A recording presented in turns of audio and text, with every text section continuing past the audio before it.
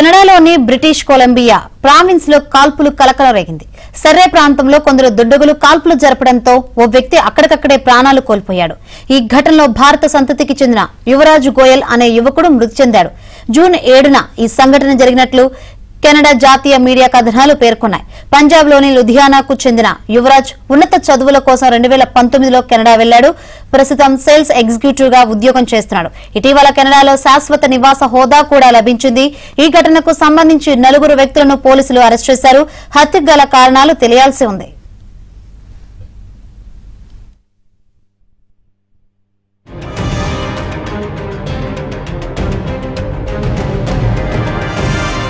ఓ వ్యక్తి అక్కడికక్కడే ప్రాణాలు కోల్పోయాడు.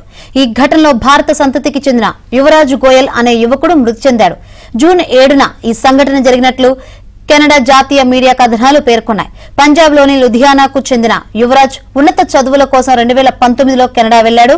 ప్రస్తుతం సేల్స్ ఎగ్జిక్యూటివ్ గా ఉద్యోగం చేస్తున్నాడు. ఇటీవల కెనడాలో శాశ్వత నివాస హోదా కూడా లభించింది.